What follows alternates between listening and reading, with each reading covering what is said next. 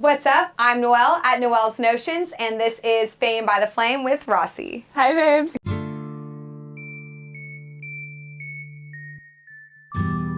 For all you good-looking babes out there who don't know Rossy, you should, because she's definitely that, what is it? Sunflower, sunshine, rainbow, good vibes kind of girl going on over here. Oh, thank you. That's so nice.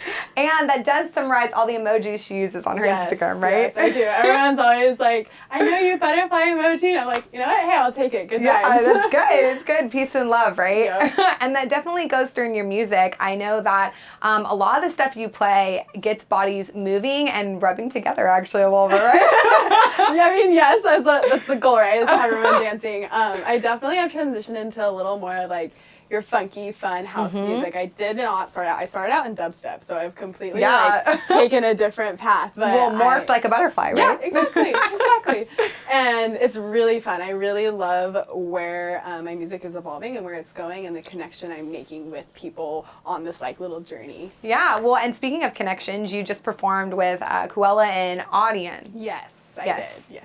It was absolutely amazing. It was really cool to play with Cruella. It was definitely like a day for the girls. Like, that's how I felt. I was like, this is so much fun. Like, we're all vibing out, having such a good time.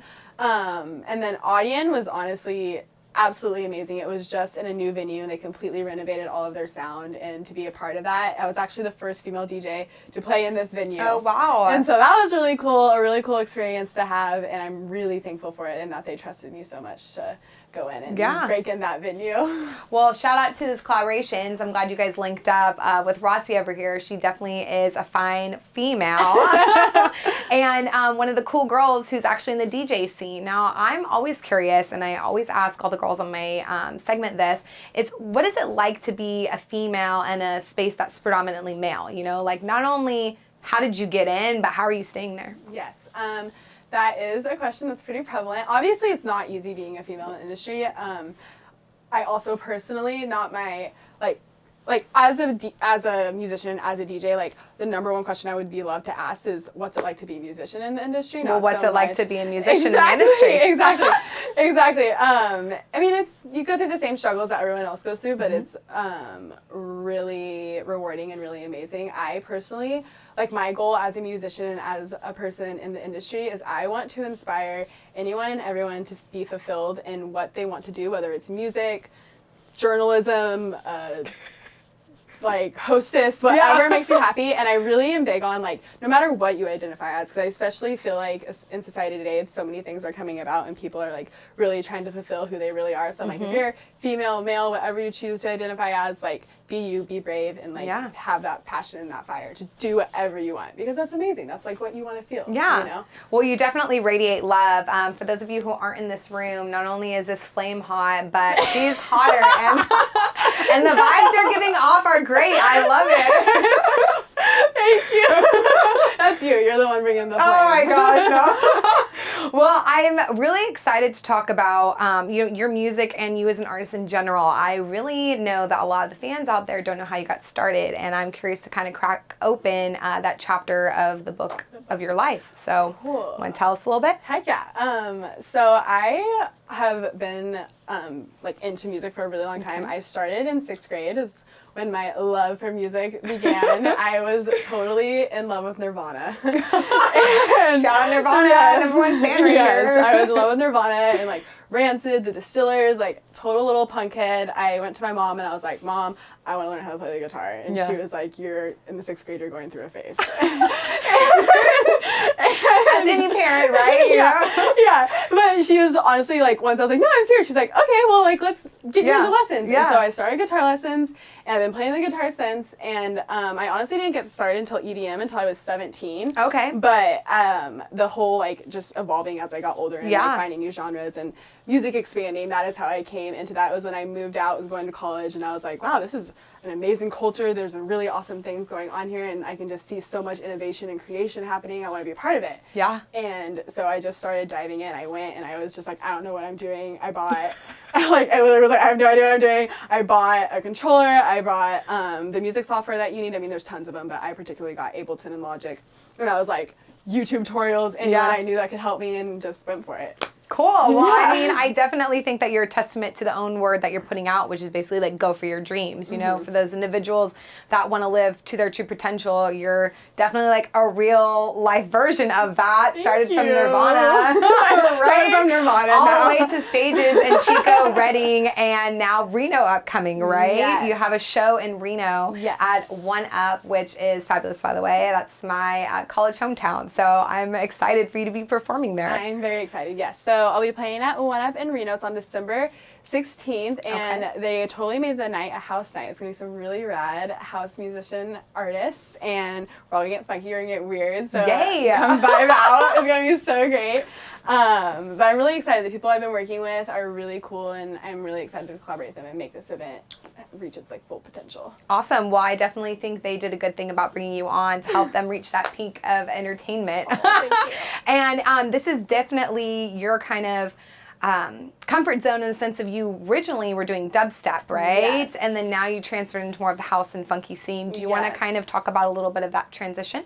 Yeah, definitely. So I have the biggest love for dubstep and trap music. I still love it to death. Like, I'll headbang my heart out because everyone's always like, really? I'm like, yeah, I know, it's weird.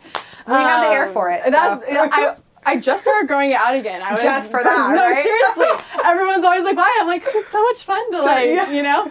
And, but, so yeah, when I started producing a lot more and started making my own music, I just really found how much I really enjoyed experimenting with the sounds and things that kind of make up house music. I just felt like I could push myself a lot more and like maybe be more innovative and like more inspiring with what I felt like other people would be inspired by, if that makes sense. Yeah, definitely. And so I just kind of went with it. And because whenever I tried to make dubstep, I just felt like I wasn't going to bring anything that was going to be new and exciting, and I just didn't feel like I was going to be reaching potential and like inspiring others, and that's what I want to do. Well, just more original, I think, in terms of your sound that you're putting out and what you're doing now versus what you were doing to start off. Exactly, because I hear like what like dubstep artists and trap artists are doing, and it's so amazing, and I like give so many credits to them to be able to be that innovative with that genre, because I could not do it. You're like, thanks to you, Like, but I'm going to go over here and do this. It is absolutely amazing. There's so many amazing artists out there. But for me as an artist and just what I'm trying to do and what I'm trying to push, I just felt like my spot just evolved to that, and I'm really excited to grow and see what I can do with it. Cool. Well, speaking of other awesome artists that you admire, are there any ones that you'd want to work with in the future or any collaborations potentially? There's so many. My like number one person I always like immediately say when anyone asks that's inspired me or I want to work with is Skrillex. I seriously, Skrillex, shout out to this video. Work with this beauty right here, okay? he's seriously amazing. Like, I feel like anytime he puts anything out, it's just like, how did you know we all needed to hear that? Like, how did you know? Like, his song Chicken Soup. Just like Inception, right? He just knows. He is. He's not a real person. I don't get it. And like with the song Chicken Soup that he put out, I was like, how did you come up with that? Like, it's so brilliant. Yeah. And so he just blows my mind, and I'm always inspired by him, especially how he evolves. Like, he is someone who has completely evolved over the years and just keeps creating such amazing music for people to learn from and grow from. And it's a true inspiration, I think, to me and a lot of people to be able to watch him as an artist and to be able to work with him. I'd probably cry. Well, we'll have to get that on film because it's going to happen. So law of attraction, right? Yes.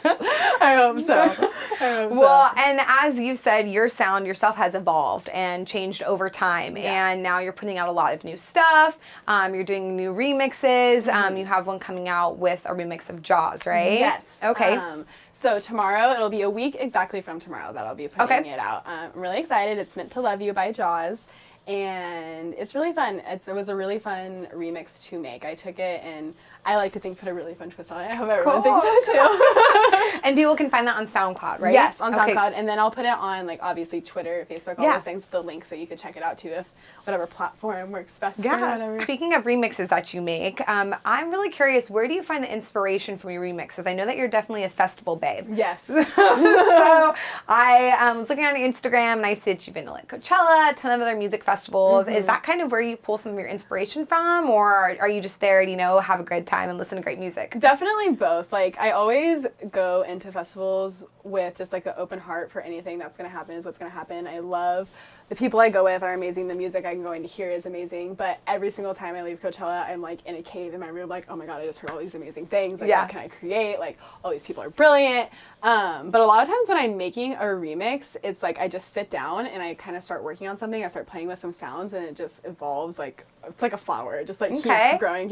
Sometimes it's like a really hard flower. But that's pretty much how it is. Or like sometimes, honestly, a lot of the times is when I'm kind of just like driving or by myself, I just like get these random ideas and then I'll make voice memos to like remember the sound. So if anyone listens to my voice memos, they're gonna think I'm crazy because they're like, what? The noises don't make sense. Yeah, it's like noises and like a grocery list. Yeah, like, exactly. It's like recording. Get avocados and then like these and also make this dope beat that's gonna kill everyone. Yeah, exactly. And I'll like be in my car, or I'll try. Sometimes if I'm in class, because obviously if I'm in class and I get this, I can't like stop class and do it. I'll like try to write out the sounds. Like, hold up. Yeah.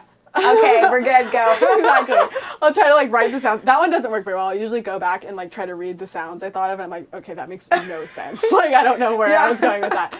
But honestly, inspiration comes from so many different places and so many different things. But I love going to festivals for that reason, especially because you do hear a lot of things artists haven't released yet. So it's kind of like you can hear where people are going, maybe where music is going, and it can even inspire just new ideas, new things, new artists, new innovation, all that good stuff. Well, definitely with the insight you have, I'm curious to what you think the music industry is going to evolve in, let's say, 5 years. In 5 years? Oh, well, obviously, as my personality, my ideals, I would love to see more acceptance of everyone, of like white, like females, whatever you identify as. I think there's so much talent in the world, and with the exposure we have now with social media platforms and everything, there's so much chance for so many amazingly talented people to get that exposure. I mean, because Paris Hilton can't be the only female DJ, right? No.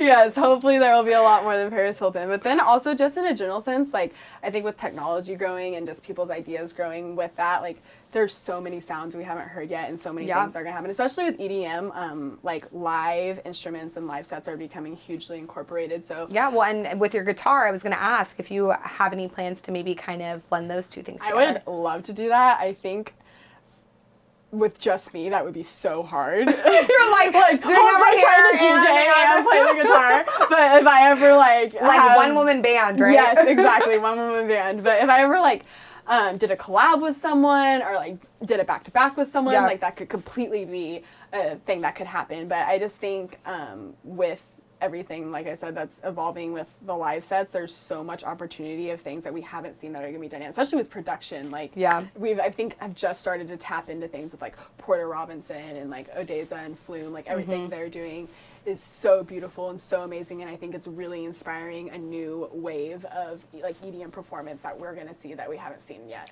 Definitely, I totally agree with that. And you know, production is a big part of it, and that's kind of the whole other half to the talent side, is kind of actually like producing all the sounds and making it all happen. And I want to give a shout out to Amina Labs, which is a great production recording studio, and they're sponsoring this, so thank you guys. And you know, a final question that I have for you is, do you have any last thoughts or inspirations for your fans out there? To smile every day. That's my number one. And just to keep your days filled with your hopes and your dreams, and never do anything that won't make you happy. Oh, that like warms my heart. I love that. Good. I hope so. Quotes by Rossy, right? Yes. Peace and love. All right, Rossy. Well, as much as I hate to let you go, I'm going to have to, because I know you have to spread your joy elsewhere in the world. But until next time, you guys, I'm Noelle at Noelle's Notions, and this is Fame by the Flame with Rossy. Thanks for having me.